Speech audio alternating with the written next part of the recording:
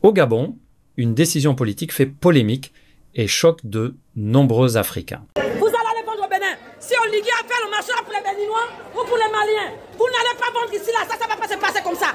Vous allez aller vendre au Bénin. Monsieur le Président de la République, moi je vais à Cotonou. Est-ce que les Gabonais peuvent aller faire ce désordre à Cotonou? Non. Si on veut faire des courses, nous on sera à Cotonou. Hein. Mais à Cotonou, il n'y a pas de femmes gabonaises dans le marché. Non. Ici, moi je vais au Togo. Il n'y a pas de femmes gabonaises au Togo. Il n'y a pas de femmes gabonaises au Mali. Non, soyons sérieux. Pourquoi au Gabon, il y a toujours cette manière de gérer les choses?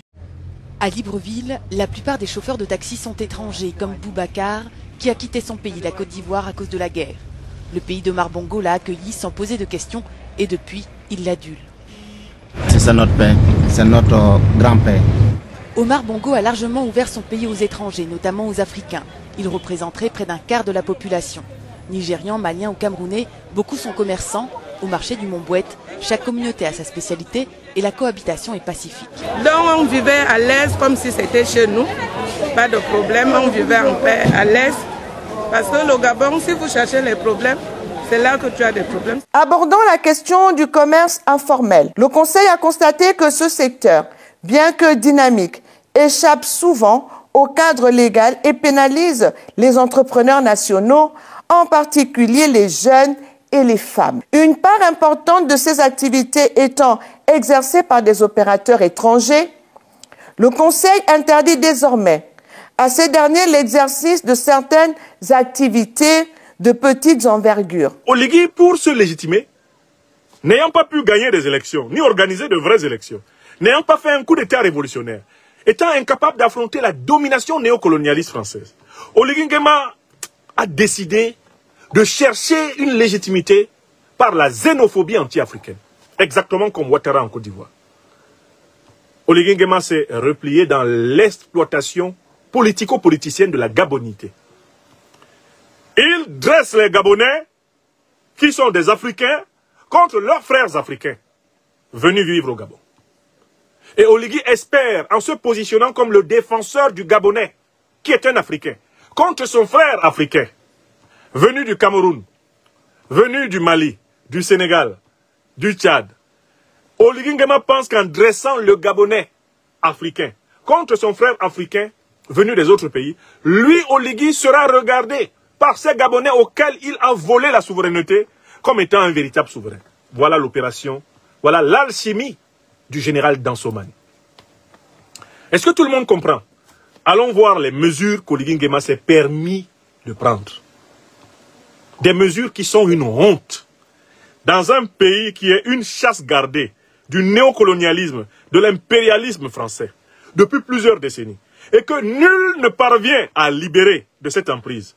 Allons voir les mesures qu'un soi-disant dirigeant africain a prises contre le peuple africain, contre les Africains. Allons voir les mesures.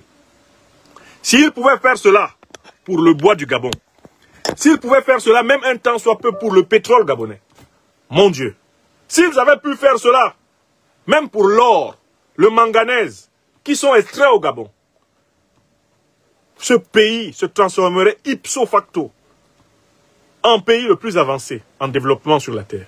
Non, Oligui Nguema, incapable de libérer le Gabon de la domination macroéconomique, du néocolonialisme français et de l'impérialisme occidental, Oligui Nguema se jette sur les Africains et sur les Africains les plus pauvres. Oligui Nguema se jette sur les Africains les plus vulnérables. Oligui Nguema s'attaque à l'étranger, il s'attaque à la veuve, il s'attaque à l'orphelin, il s'attaque aux mendiants, il s'attaque aux pauvres, pour cacher le fait qu'il est un fantoche valet de la domination, eh bien, de la France-Afrique. Oh honte, oh honte, oh honte, général Dansoman de Libreville. Oh honte à toi. Regardez les mesures que le monsieur a prises.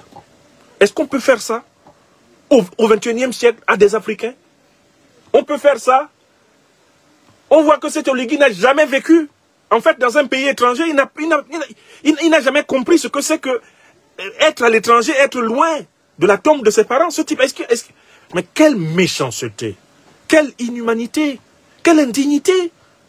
Le peuple gabonais devrait avoir honte d'avoir un tel dirigeant en plein 21e siècle. Alors que c'est l'idéologie panafricaine qui galvanise le continent et toutes ses diasporas. Voici l'anti-panafricanisme intronisé au Gabon. Les mesures ont été annoncées par la porte-parole du gouvernement, la ministre Laurence Menzoré, épouse Ndong.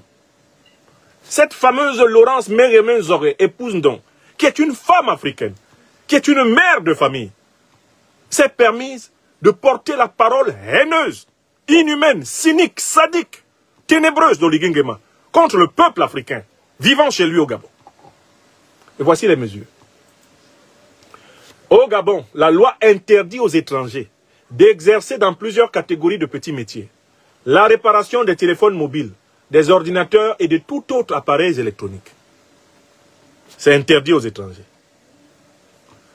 La vente ambulante, c'est interdit aux étrangers. La petite restauration, c'est interdit aux étrangers.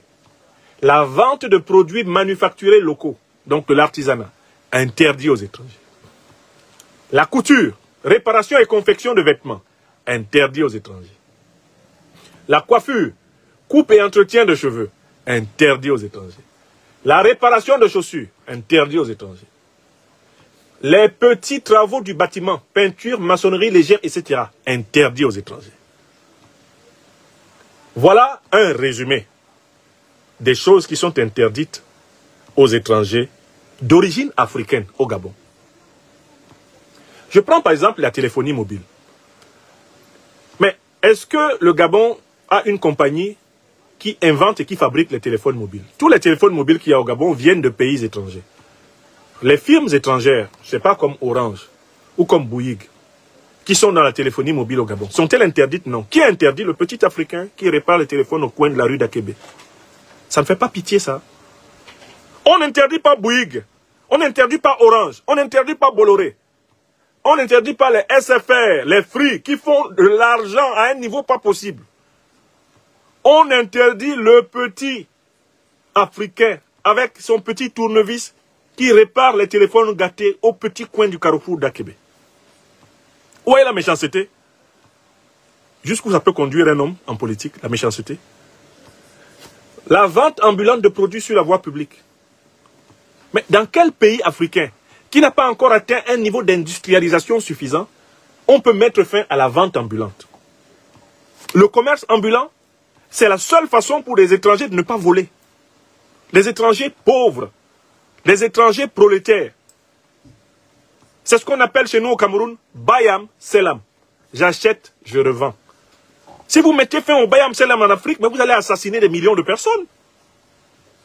Si les gens ne peuvent pas acheter et revendre, comment peuvent-ils faire des petits bénéfices pour vivre? Oligui Nguema, est-ce que c'est humain ce que vous faites? Est-ce que vous... Oligui Nguema, vous savez ce que ça représente pour quelqu'un de ne pas pouvoir acheter et vendre pour manger, pour nourrir sa petite famille? Est-ce que vous imaginez ce que ça représente?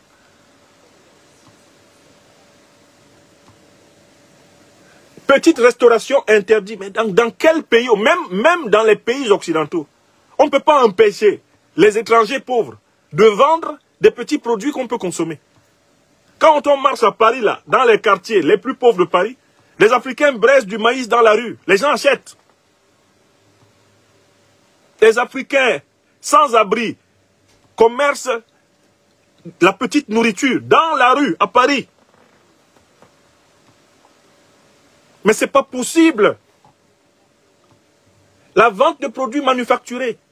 Donc, un Africain de toute origine qui fabrique une chaise. Un Africain de toute origine qui fabrique une guitare. Il ne peut pas la vendre à Libreville.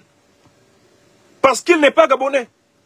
Oligui, est-ce qu'il a pété un câble? Est-ce qu'il a perdu la tête, ce type-là? Vous voyez ça? Mais les vêtements qui viennent de France entrent bien au Gabon. Les vêtements qui viennent de Chine entrent bien au Gabon. Et c'est le petit couturier qui se promène avec sa machine posée sur l'épaule pour faire des réparations de couture de maison en maison. C'est lui qu'on chasse? Est-ce que c'est lui qu'on chasse? Bon, un étranger ne peut plus être coiffeur. Un étranger ne peut pas être cireur ambulant. il se promène avec une petite boîte de cirage. Un petit garçon de 12-13 ans, qui n'a pas son père, qui a une mère extrêmement appauvrie, et qui a une petite boîte de cirage, une petite brosse, et qui sort dans Libreville pour essayer de cirer, pour avoir 200 ici, 100 francs là, 50 ici, 300, 500, et rentrer, partager avec sa mère et ses frères. Oligui dit, c'est pas possible parce que tu n'es pas gabonais. Est-ce qu'Oligui Nguema est humain? Vous trouvez ça humain? Est-ce qu'un chef d'État africain doit faire ça? Mais, je donnerai mes recommandations à la fin. Petits travaux de bâtiments, interdits. Peinture, maçonnerie légère, interdit. Réparation de chaussures, interdit aux étrangers. Écoutez, voilà. Oligui Nguema est auteur d'un régime d'apartheid. Oligui Nguema vient d'instaurer l'apartheid anti-africain au Gabon. Et il faut que les pays africains dont les ressortissants seront concernés par les mesures prises par Oligui Nguema réagissent sur le plan diplomatique. Le Gabon n'a pas encore atteint le niveau où rompre les relations diplomatiques avec lui fait perdre quelque chose. J'appelle tous les pays africains dont les ressortissants vont être maltraités par le régime d'Oligui Nguema à appliquer des règles diplomatiques strictes contre le Gabon, contre le régime du Gabon. Vous maltraitez nos ressortissants, nous mettons fin aux relations diplomatiques avec vous. Toutes les relations diplomatiques. Vos avions ne viennent plus, ne passent plus dans notre ciel. Vous ne venez plus chez nous. Vos diplomates, là, Oligui, vous les prenez tous, jusqu'au dernier. Tous vos étudiants que vous avez sur le territoire africain, qui sont chez les autres, on vous les rend. Pour que vous voyez que vous avez besoin de l'Afrique. Il n'y a pas que l'Afrique qui a besoin de vous. Il faut qu'on vous fasse la réciproque. J'appelle les dirigeants africains, dont les citoyens vont être maltraités par Oligui Nguema, à appliquer des mesures diplomatiques réciproques. Et on va voir si Oligui Nguema va tenir un mois.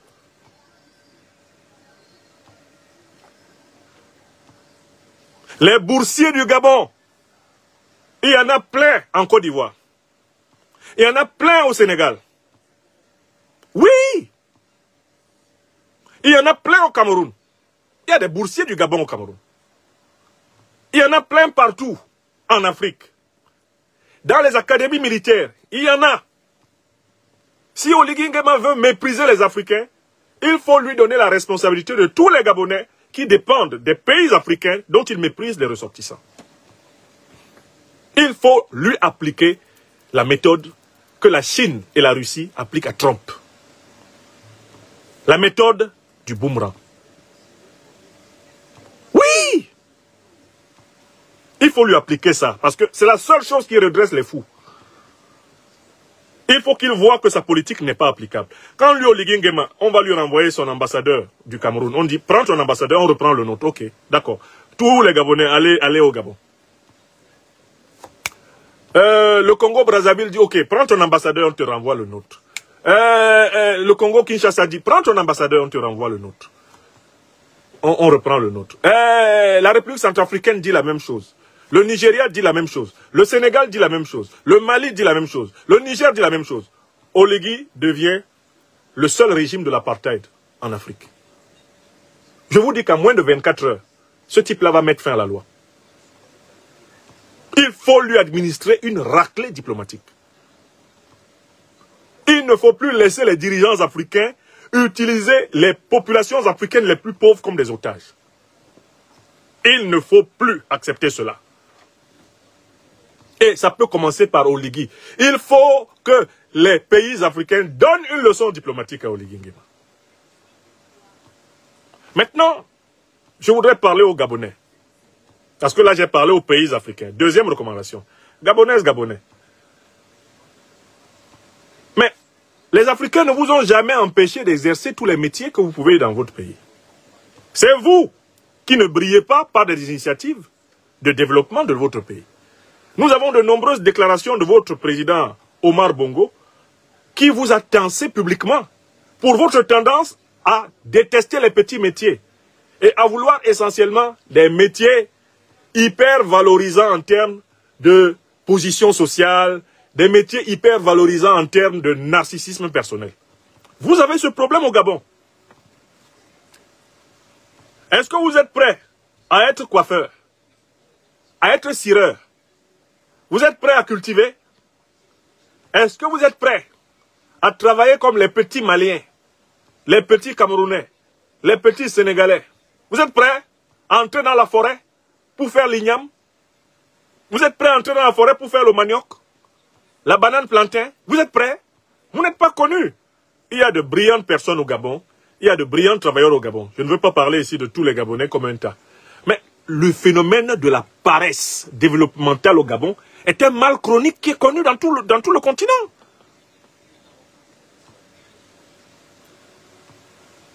Mais pourquoi n'y a-t-il pas de grands industriels gabonais depuis que vous êtes là? Il y a quand même quelques grands industriels dans tous les autres pays. Au Cameroun, il y en a. Au Nigeria, il y en a. Au Mali, il y en a. Quels sont les grands industriels du Gabon que vous avez? Qui vous a empêché de développer le Gabon? Qui vous a empêché? Si ce n'est la dictature france-africaine des Bongo, qui se prolonge à travers Oligui Nguema. Vous voulez vous défouler sur les Africains, vos frères et sœurs, alors que la forêt est là, vous ne la cultivez pas. La terre est là, vous ne la cultivez pas. Beaucoup sont assis dans l'Engada en train de boire le moufakou toute la journée. On se connaît là. Vous êtes jaloux des petits débrouillards. Mais est-ce que les débrouillards vous empêchent de vous débrouiller devant vos maisons là? Si vous faites vos échoppes, qui va vous empêcher devant vos maisons? C'est vous qui vendez les places. Après, quand les gens développent la place que vous leur avez vendue, quand les gens fructifient la place que vous leur avez vendue, vous commencez à vous plaindre. On nous a tout volé. C'est vous qui donnez les places. Ça me rappelle les vendeurs de terrain au Cameroun, dans ma ville natale de Douala. Ils finissent de vendre le terrain. Quand les autres viennent, s'installent, développent le terrain, comment dire qu'ils sont envahis? On vous a envahi comment? Quand la personne est venue, elle t'a dit ça coûte combien? Tu as dit 100 000. La personne t'a donné 100 000. Maintenant, quand la personne valorise, ça devient 1 million. Tu dis, ah, il m'a envahi. Ça veut dire quoi? C'est un Africain comme toi. Mouna Nyongo Abou qui était Oa, Bambele Mokonda. Si ton frère te dépasse, porte son sac. Tu as un terrain de 10 hectares. Tu n'as jamais rien foutu de bon avec. Quelqu'un te propose 1 million de CFA pour mettre le terrain en valeur. Tu acceptes. Quand le terrain commence à rapporter 50 millions à la personne, tu cries. Oh, on m'a volé, oh. Oh, les étrangers volent. Quand ils débroussaillaient, tu étais là. Quand ils cultivaient, tu étais là. Quand ils enlevaient la mauvaise herbe, tu étais là. Quand ils mettaient les insecticides, tu étais là. Quand ils arrosaient, tu étais là. Non. C'est seulement quand la récolte arrive que ton œil s'allonge. La jalousie, la méchanceté. Oui. Donc il faut dire aux Gabonais, ne vous laissez pas tenter par cela. Et puis, il faut dire la vérité au peuple gabonais. Mais depuis les années 60, là, vous êtes 1 million. C'est la faute à qui? Non, on doit parler à notre peuple africain du Gabon. Voilà. Mais les Gabonaises, les Gabonais, mes frères et sœurs, vous là, pourquoi votre population n'augmente pas? Qui vous empêche de faire les enfants? Non, disons la vérité. Vous étiez 1 million en 1960. Actuellement, je ne pense même pas que vous soyez 3 millions. C'est-à-dire que vous tous là, la ville de Douala seulement, est plus nombreuse que vous. On prend seulement tout Douala, c'est tout le Gabon. Mais vous faites quoi, non? Dieu vous a donné des corps d'hommes et des corps de femmes pour faire quoi? Vous n'avez même pas suffisamment de bras pour transformer la terre. Vous ne faites pas assez d'enfants. C'est la faute, c'est encore les étrangers. Ah, c'est les Maliens qui vous ont empêché de faire des enfants. Si vous êtes assis dans l'Enganda et que vous ne rêvez qu'à des carrières dans les grands bureaux, hein, les belles chaussures, les belles vestes, voir Paris et mourir, c'est la faute aux Sénégalais, c'est la faute aux Maliens, c'est la faute aux Camerounais, c'est la faute à qui? Moi, je regarde la population du Gabon. Expliquez-moi comment en 60 ans, vous en êtes là. Ce que nous montre cette affaire au Gabon, c'est que un dirigeant peut, par calcul politique, sacrifier l'unité et la fraternité africaine pour se fabriquer une popularité artificielle. Les mesures d'Oligui Nguema ne s'attaquent pas aux véritables causes du mal-développement gabonais, la dépendance économique, la corruption et la mainmise néocoloniale. Elle cible au contraire les plus vulnérables, les travailleurs étrangers africains, souvent déjà précarisés. Mais la leçon est claire. Aucun pays africain ne gagne à se fermer à ses voisins. L'avenir du continent repose sur la coopération, la libre circulation et la solidarité entre peuples. Les dirigeants doivent comprendre que diviser les Africains entre eux, c'est affaiblir tout le continent. Restons donc vigilants face à ces dérives, refusons la xénophobie institutionnalisée et continuons à défendre l'idéal panafricain, un peuple uni, fort et solidaire au-delà des frontières héritées de la colonisation.